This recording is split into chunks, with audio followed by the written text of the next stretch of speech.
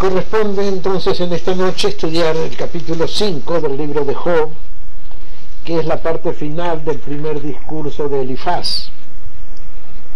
Ya dijimos que Elifaz tiene firme el concepto de la justicia retributiva.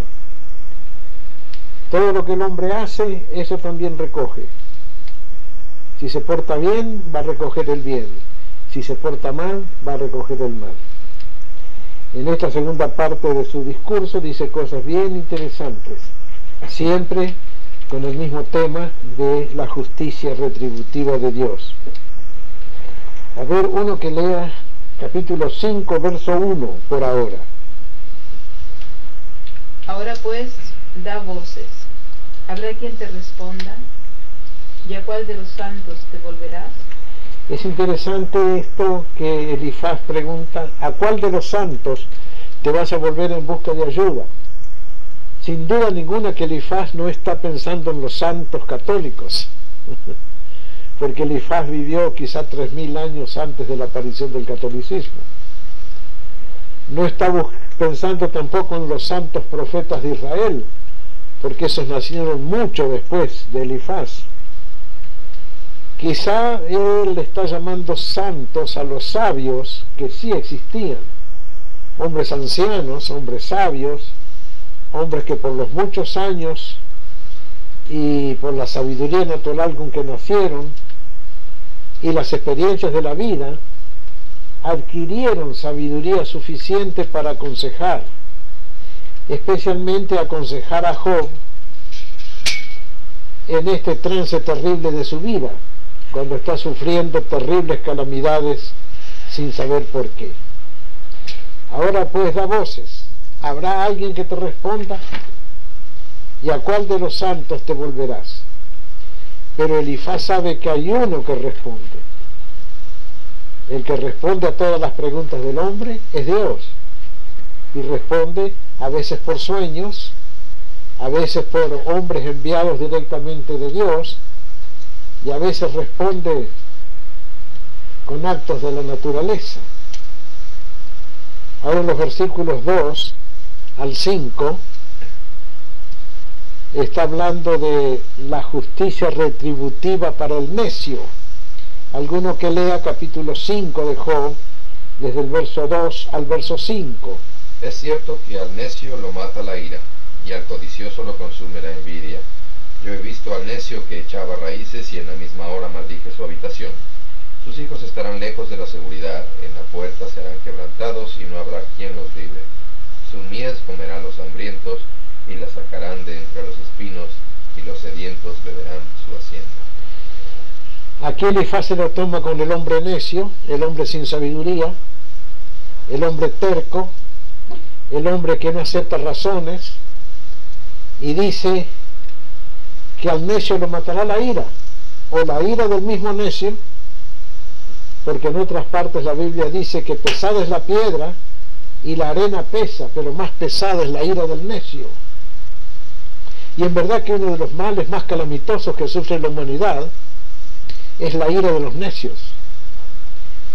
Que se ponga iracundo el hombre sabio, vaya y pase, porque su sabiduría le llevará a obrar bien en la ira.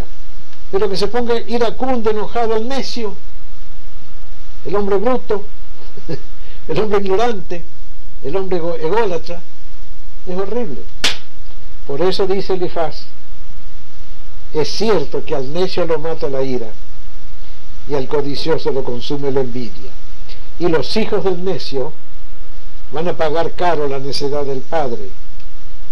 Yo he visto al necio que echaba raíces, figura poética para indicar que el necio forma familia, se extiende en su descendencia. Yo he visto al necio que echaba raíces y en la misma hora maldije su habitación, maldije su casa. ¿Por qué? Porque este necio va a criar hijos necios y sus necedades van a traer calamidad para sus pobres hijos. Y describe más o menos cuál será la calamidad que sufrirán los hijos del necio. Sus hijos estarán lejos de la seguridad, en la puerta serán quebrantados. Siempre que en el Antiguo Testamento se menciona la puerta, se está pensando en la puerta de la ciudad, donde al atardecer solían juntarse los ancianos y los sabios para conversar acerca de cosas de la vida. Era una de las costumbres hermosas de las ciudades antiguas. La puerta de la ciudad, antes que fuera cerrada por la noche, era teatro de la reunión de los ancianos de la ciudad,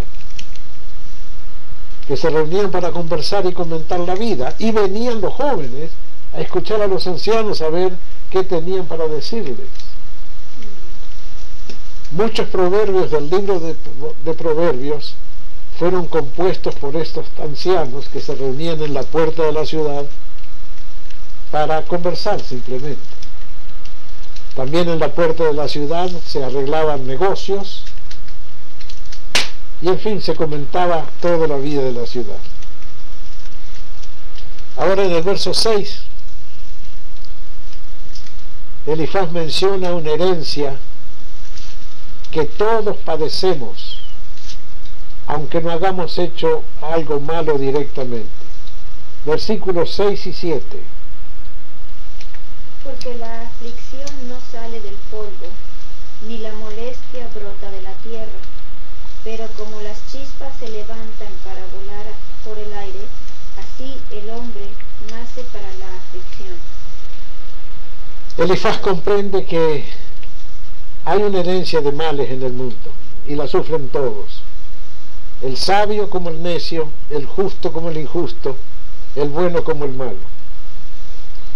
Y es una expresión un poco amarga cuando dice: yo sé que el hombre se levanta para sufrir, así como las chispas se levantan para volar por el aire. ¿Quién puede detener el mal?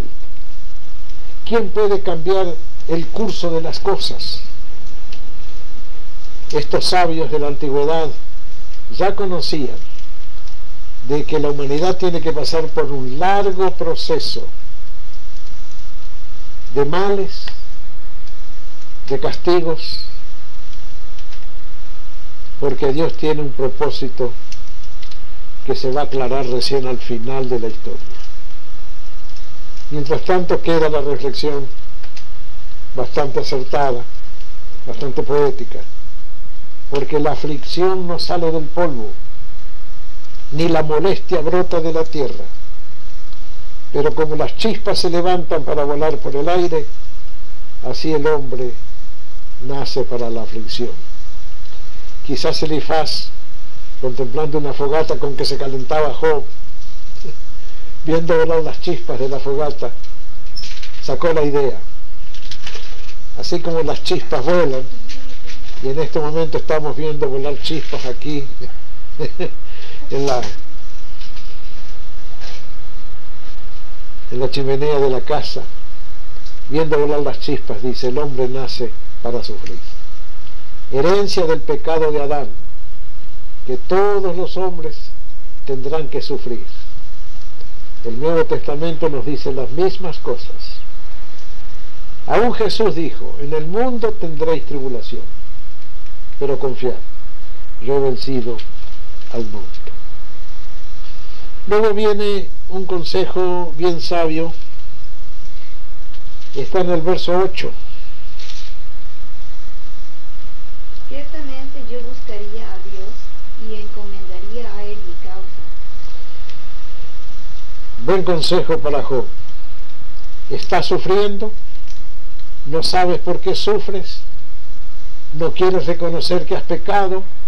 Haz una cosa: busca a Dios y encomienda a Dios tu causa. Yo creo que esta recomendación es tan valiosa que sirve aún para nosotros los cristianos. Debemos encomendar nuestra causa a Dios, entregarle al Señor nuestra vida, nuestros asuntos, nuestros problemas, echar sobre Él nuestra carga. Algo así dijo Jesús cuando dijo: venid a mí todos los que estáis trabajados y cargados, y yo os haré descansar.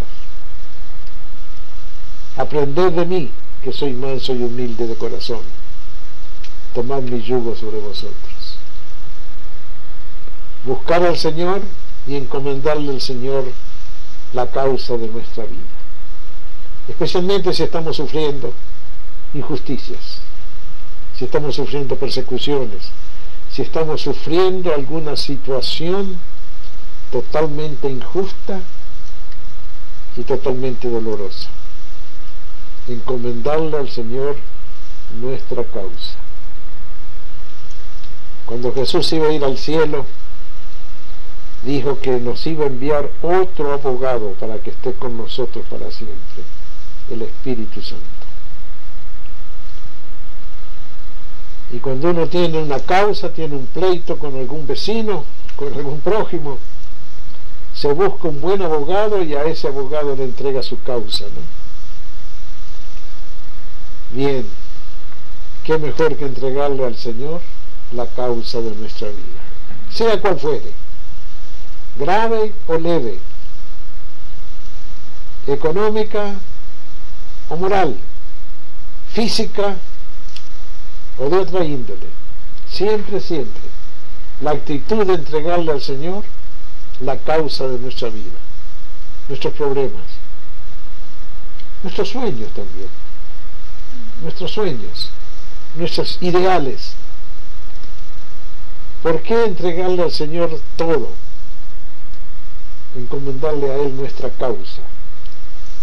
Lo dice aquí en el verso 9, porque Dios hace cosas grandes e inescrutables y maravillas sin número. Alguien que lea desde el verso 10 al verso 16. Que da la lluvia sobre la faz de la tierra y envía las aguas sobre los campos, que pone a los humildes en altura y en los enlutados levanta a seguridad, que frustra los pensamientos de los astutos para que sus manos no hagan nada, que prende a los sabios en la astucia de ellos y frustra los designios de los perversos. De día tropiezan con tinieblas y a mediodía andan a tientas como de noche. Así libra de la espada al pobre, de la boca de los impíos y de la mano violenta. 7 cosas dice Elifaz de Dios al cual hay que encomendarle nuestra causa. Primero, da la lluvia para los campos. Y la lluvia es una bendición física maravillosa. Sin lluvia la tierra no produce nada. Sin el riego del cielo la tierra es un desierto. Y en el desierto solo se amontonan sabandijas, escorpiones, arañas, culebras. Pero la lluvia es una bendición también espiritual. La lluvia es figura del Espíritu Santo. Podemos decir, encomienda al Señor tu causa y Él te dará abundancia de espíritu para que comprendas lo que estás sufriendo y recibas fuerza y consuelo para salir adelante. Segunda cosa, Dios enaltece a los humildes. Los humildes, los mansos, los pobres, son la gente despreciada de este mundo.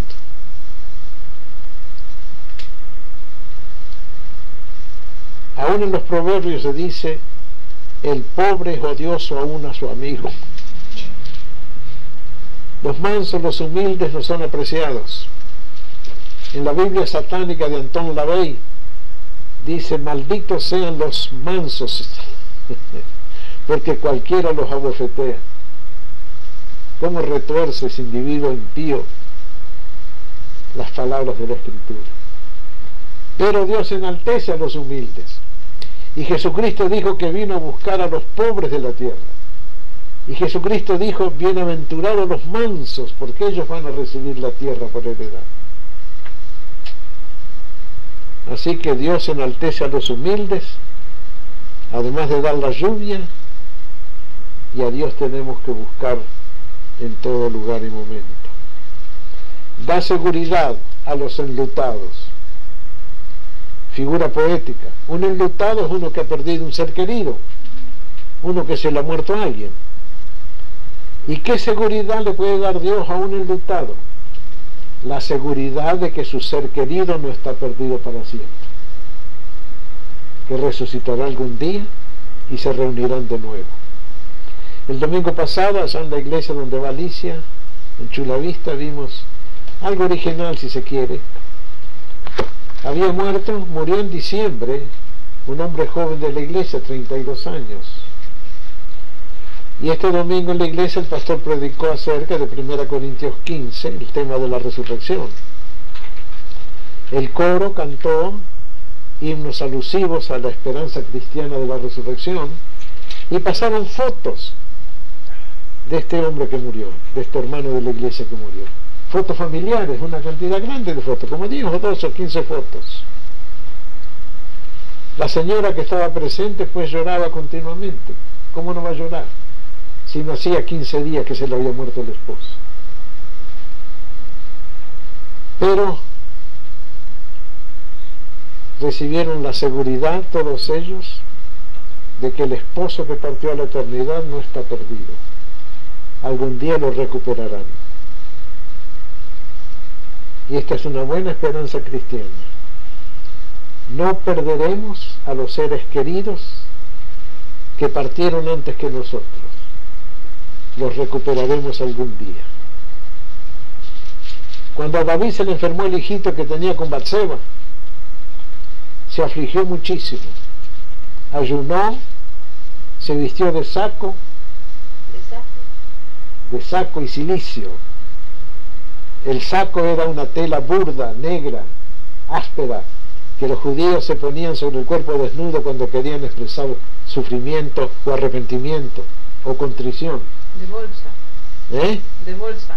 Bolsa, sí, bolso, saco. El cilicio era una tela negra, áspera. Bien, cuando el chiquito agonizaba, David lloraba y lloraba y lloraba y clamaba y clamaba y clamaba. Pero cuando el chiquito murió, David se levantó, se bañó, se vistió, se perfumó y dijo estas hermosas palabras: mi hijo no vendrá a mí, pero yo voy hacia él. La esperanza del buen creyente en la resurrección final y que al final todos nos reuniremos en la eternidad.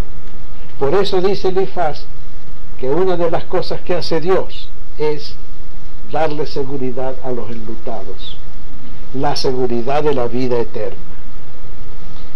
También dice, frustra los pensamientos de los inicuos.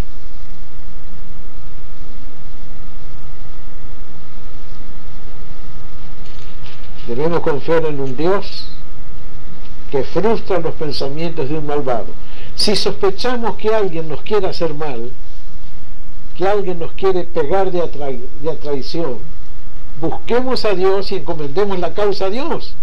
Y Dios va a frustrar esa trama que se está formando contra nosotros. Eso es una cosa muy propia de la vida.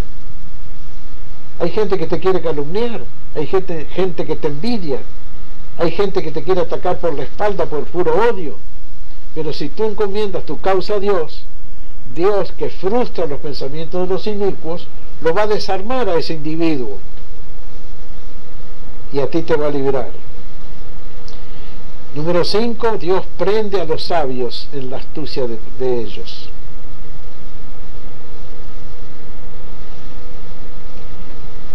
Está hablando de los sabios según el mundo, de la gente que ha adquirido cultura, educación, ciencia, del mundo sin temor de Dios. Dios los envuelve en su propia astucia y los hace perder. Algo así dice San Pablo en la carta a los Romanos, que porque los hombres no quisieron tener a Dios en su noticia y se fueron tras las vanidades y adoraron animales de 4 pies y peces, Dios los entregó a una mente depravada para hacer lo que no conviene. Es la misma enseñanza en Job y la misma enseñanza en la carta a los Romanos. Número 6, frustra los designios de los perversos.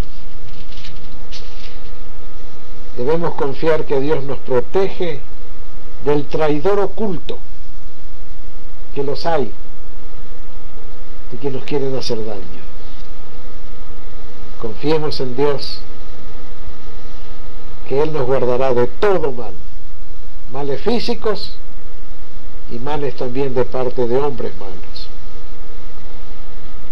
Y libra al pobre de la boca de los impíos.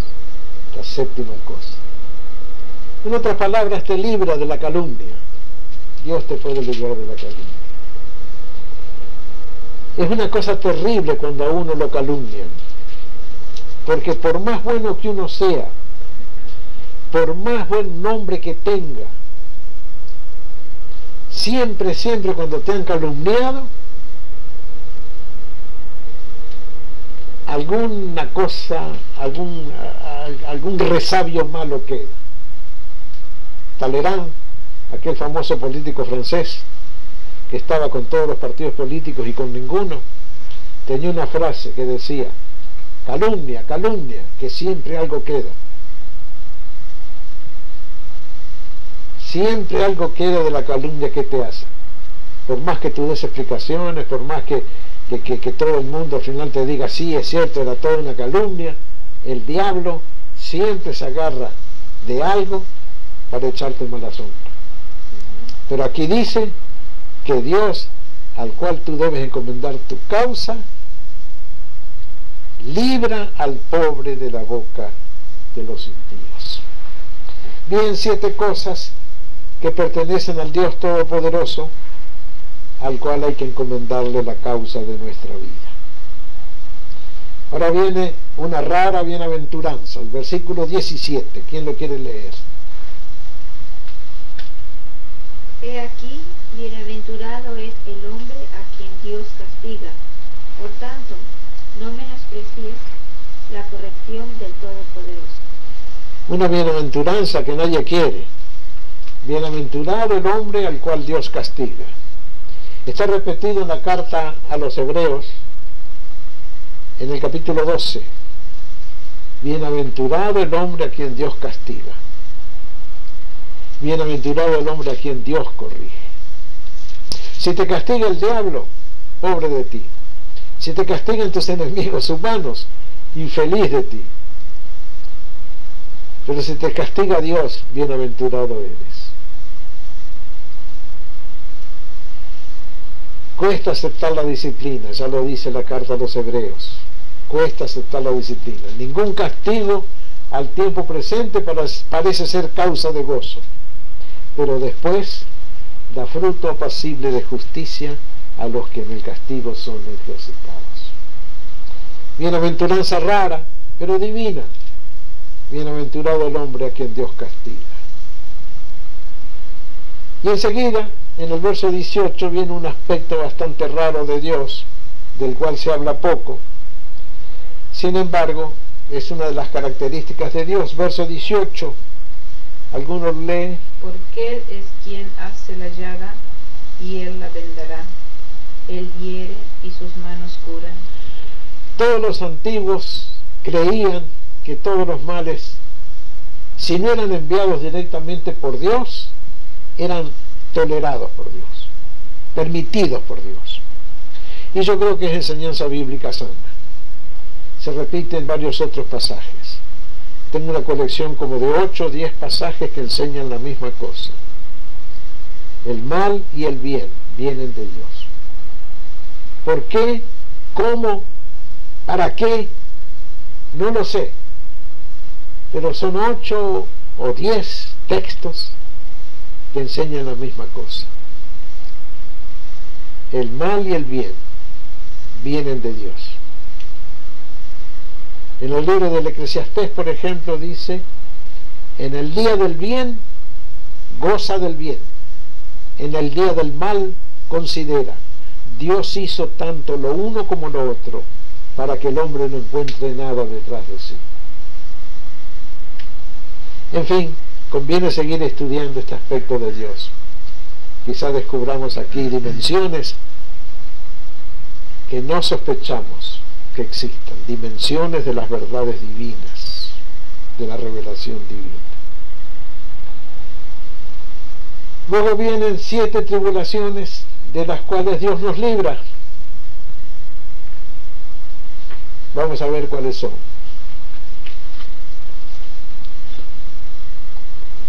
En el verso 20, nos libra del hambre. ¿Quién lee el verso 20? En el hambre te salvará de la muerte y del poder de la espada en la guerra. Acá hay dos cosas de las cuales Dios te libra. Del hambre y del poder de la espada. En la guerra, si entras en la guerra, la espada del enemigo no te va a tocar. En el verso 21. Del azote de la lengua serás encubierto, no temerás la destrucción cuando viniere. ¿Qué cosa que estos 3 hombres, Elifaz, Bildad y Zofar, que vinieron para herir con su lengua a Job, reconocen que la lengua hace mucho daño? Y en verdad que sí, ¿no? Las palabras sirven para sanar y sirven para enfermar, sirven para dar vida y sirven para dar muerte. Yo creo que conocen la famosa anécdota de Esopo, el fabulista griego. Un día su amo, que tenía invitados a la cena, lo mandó al mercado y le dijo: compra lo mejor que veas en el mercado. Y fue Esopo y compró lenguas, para cocinar lenguas. Se rió el amo y le dijo: ¿consideras que la lengua es lo mejor que hay en el mercado? Claro que sí, dijo Esopo. Con la lengua alabamos a los dioses, con la lengua consolamos a los amigos, con la lengua recitamos poemas, la lengua es lo mejor que hay en el mercado. Al día siguiente nos mandó a comprar la peor cosa que encontré en el mercado, y Esopo volvió otra vez con lenguas y le dijo el amo: así que la lengua es lo peor que hay en el mercado. ¿Por qué? Porque con la lengua mentimos, con la lengua blasfemamos, con la lengua calumniamos, con la lengua ofendemos. Así que la lengua es lo mejor y es lo peor que el hombre tiene. Si alguna lengua viperina nos está atacando, recordemos que Dios nos libra del azote de la lengua. Después de todo, si te insultan y tú recibes el insulto con buena voluntad y con espíritu de perdón, eres bienaventurado.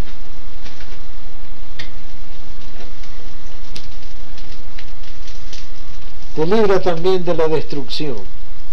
En el verso 21, no temerás la destrucción cuando viniere. ¿Qué seguridad da este versículo? Que si ocurre destrucción de alguna manera económica, destrucción de la salud, destrucción por un terremoto, tú vas a ser guardado y protegido por Dios.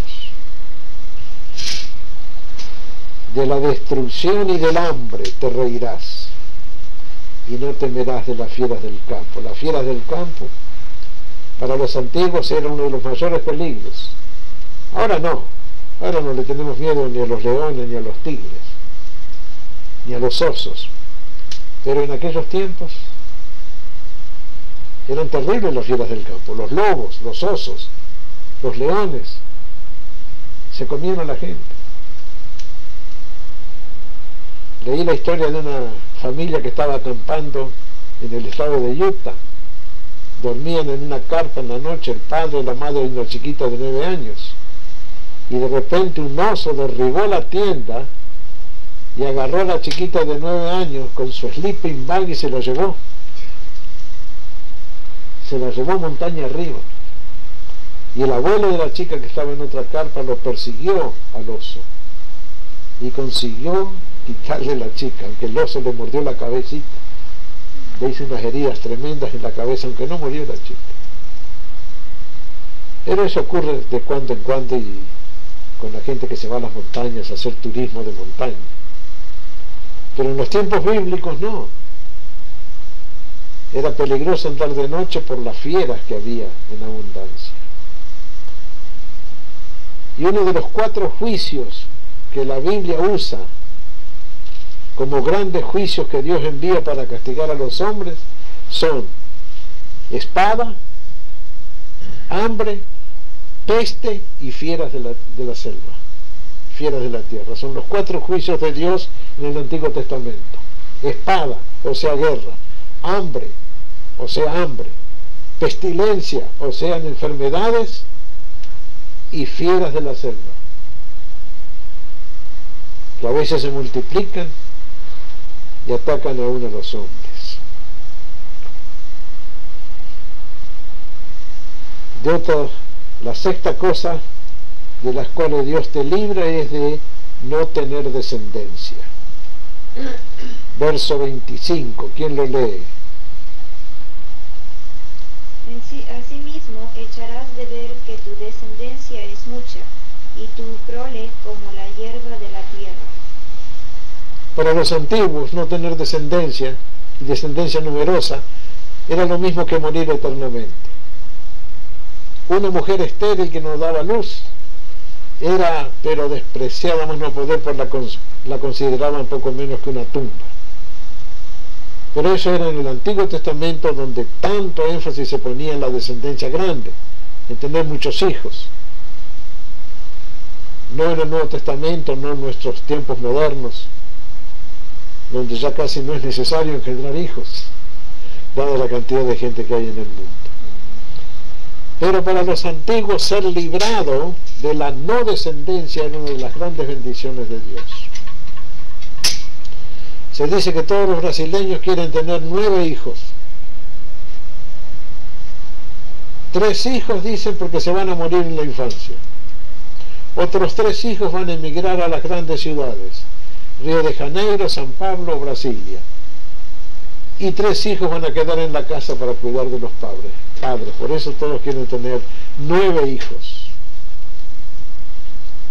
En fin, es una bendición, una prole numerosa, especialmente para los del Antiguo Testamento. Y por fin, otra de las bendiciones que Dios tiene para darte, y esa me gusta mucho, mucho a mí: Dios te va a librar de una vejez miserable. Verso 26, ¿quién lo quiere leer? Vendrás a la vejez, a la sepultura, como la gavilla de trigo que se recoge a su tiempo. Morir sano, viejo, harto de años, harto de vivir y contemplando la eternidad. ¡Qué bendición para el ser humano! Morir de 150 años de edad, o morir de 175 como murió Abraham, o de 180 como murió Isaac. Morir de 120 años como murió Moisés, todavía lleno de vigor, lleno de inteligencia, lleno de luz. Porque morir, destruido, arruinado, hecho una piltrafa, una basofia, no, eso no es lindo, eso no es bueno. ¿Quién quiere morir así? Preferible morir en pleno vigor juvenil. Pero también es bueno vivir muchos, muchos años para conocer todo lo que la vida tiene para enseñar y adquirir toda la sabiduría necesaria para llevarla al cielo. Aquí termina el primer discurso de Elifaz. Le promete a Job: vendrás en la vejez a la sepultura, como la gavilla de trigo que se recoge a su tiempo. Bien maduro y lleno de frutos. Eso quiere decir esta metáfora poética: gavilla de trigo que se recoge a su tiempo, madura, con una espiga bien llena de fruto. Qué lindo morir así. Hay hombres que tienen esa dicha, ese privilegio de morir en esa forma, llenos de años, llenos de amigos, llenos de buenos recuerdos, llenos de frutos que perdurarán después de ellos y van a bendecir a sus conciudadanos. Así yo quiero morir, dentro de 25 años. Más. Dentro de 25 años más. Bueno, aquí termina. Aquí obviamente son pasajes poéticos, magistrales y pensamientos filosóficos de muy